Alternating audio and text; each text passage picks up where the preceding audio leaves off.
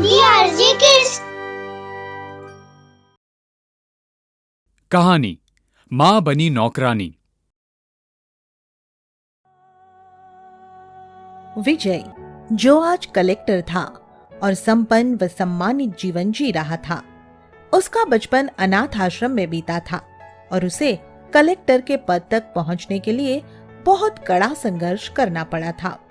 वह खुद एक अनाथ और गरीब आदमी रह चुका था, इसलिए उसके दिल में गरीबों के लिए विशेष हमदर्दी और प्यार था। उसके घर की नौकरानी सावित्री को वह अपनी माँ की तरह ही मानता था और सावित्री भी उस पर अपनी ममता लुटाने में कोई कसर नहीं छोड़ती थी। माँ जी, आप बहुत काम करती हैं। इस बुढ़ापे में थोड़ा आराम भी कर लिया करो। कुछ भी हो बेटा, आखिर मैं हूँ तो इस घर की नौकरानी ही ना, काम तो करना ही पड़ेगा। मैंने आपको कभी नौकरानी नहीं समझा है, आपको सदा अपनी माँ जैसा ही माना है। विजय की यह बात सुनकर सावित्री मन ही मन सोचती है, बेटा माँ जैसी ही तो मानता है ना, माँ तो नहीं मानता ना। मेरे मन को तो चैन तब मिले जब तू मुझे अपनी सगी माँ माने।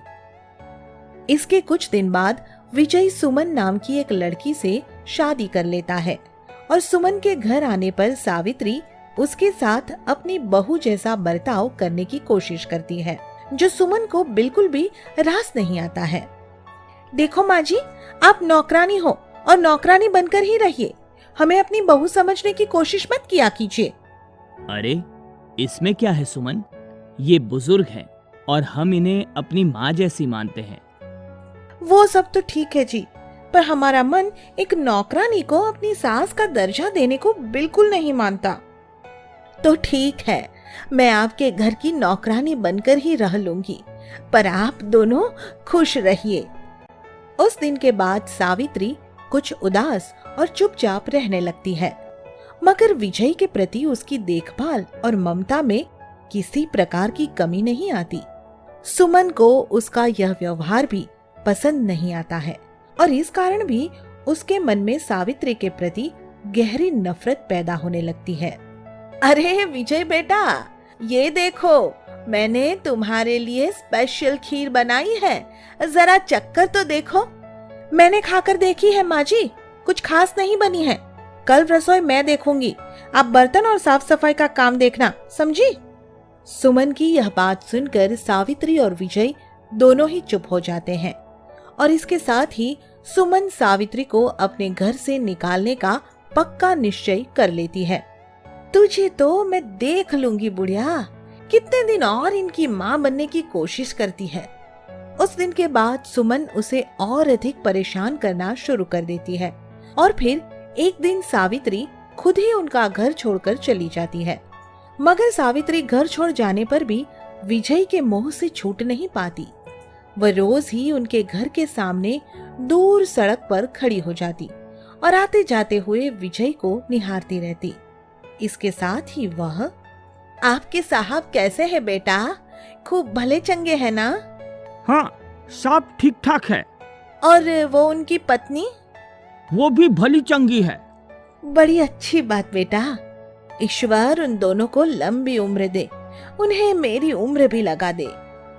यह कहकर सावित्री वहां से चली जाती है और फिर कुछ दिन बाद वही सिपाही विजय को सावित्री के बारे में बताते हुए कहता है, साहब, वो सावित्री रोज रोज ही दूर सड़क पर खड़ी होकर आपको देखती रहती है और आपका हालचाल भी पूछती रहती है। ये क्या कह रहे हो? जी साहब, मैं सही कह रहा हूँ। कोई नौकरानी तो ऐसा कभी नहीं कर सकती। जरूर उससे आपका कोई गहरा रिश्ता है साहब। यह सुनकर विजय के मन में हलचल मच जाती है और वह, आखिर ये बात सोचने की ही है, सावित्री से मेरा कोई रिश्ता नहीं और फिर भी वो मुझसे इतना मोह क्यों दिखाती है? इसके पीछे कोई राज तो नहीं? यही सोचकर विजय उस अनाथ आश्रम में जाने का फैसला करता है जिसमें वह पला बड़ा था। वहां जाकर वह आश्रम की संचालिका से मिलता है और, क्या आप मेरी माँ के बारे में कुछ जानती हैं आशा जी? अगर जानती है तो बताइए प्लीज। देखिए, उन्होंने बताने से तो मना किया था, पर तुम इतना जोर दे रहे हो तो आज मैं बता देती हूँ। हाँ हाँ बताइए प्लीज। तुम्हारी माँ जिंदा है। तुम्हें जन्म देने के बाद खुद ही तुम्हें यहाँ छोड़ गई थी। उस दिन के बाद वह तो कभी तुम्हें देखने के लिए यहाँ नहीं आई, मगर तुम्हारे खर्च के लिए पैसे हर माह भेजती रही है। यह सुनकर विजय स्तब्ध रह जाता है। और अब कहाँ होगी मेरी माँ, और वो मुझे यहाँ क्यों छोड़कर गई थी? यह सब तो मैं नहीं जानती। हाँ, लेकिन उसकी एक फोटो है मेरे पास। मैं वो फोटो आपको दिखा सकती हूँ। यह कहकर आशा विजय को उसकी माँ की फोटो दिखाती है, और उस फोटो को देखते ही विजय, अरे ये तो सावित्री है। क्या सावित्री ही मेरी माँ है? हे भगवान, ये क्या हो गया? मेरी माँ मेरे साथ रही और मैं अभागा उसे अपने घर की काम वाली समझता रहा। यह कहते कहते विजय रोने लगता है और फिर सावित्री की तलाश में निकल लेता है, मगर काफी जगह ढूंढने पर भी सावित्री उसे कहीं नहीं मिलती। हे भगवान, मुझे मेरी बिछड़ी हुई माँ से मिला दे।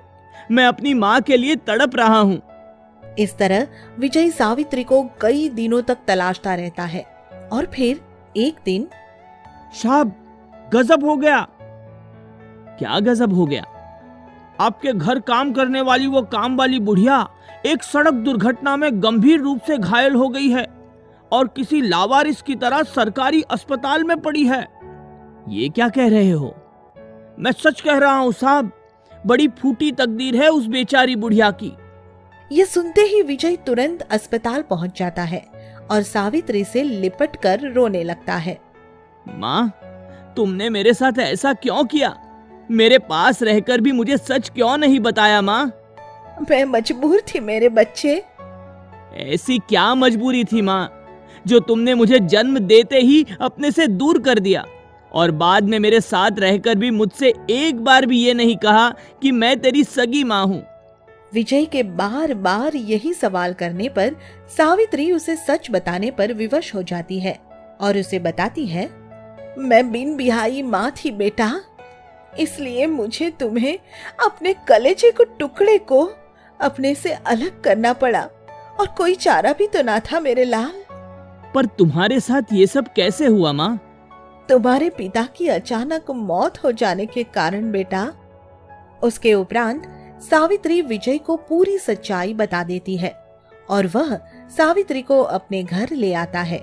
सावित्री की सच्चाई जानने के बाद सुमन भी उससे माफी मांग लेती है और फिर सब मिलजुल कर खुशी खुशी रहने लगते हैं।